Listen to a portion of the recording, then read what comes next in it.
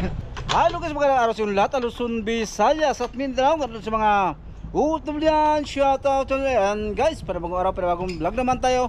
Meron ulit agad ito, Isuzu Elf na naman. Ayan, shoutout din siyempre ka sir. Maraming salamat sir. Ito galing pang Tagalaurel, Batangas. Kaya maraming salamat sir. Ayan, si Sir Juan, ay waiting pa ngayon no?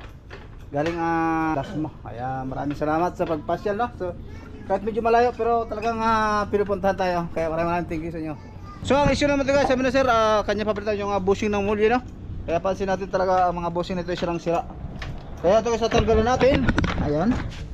Ayan no.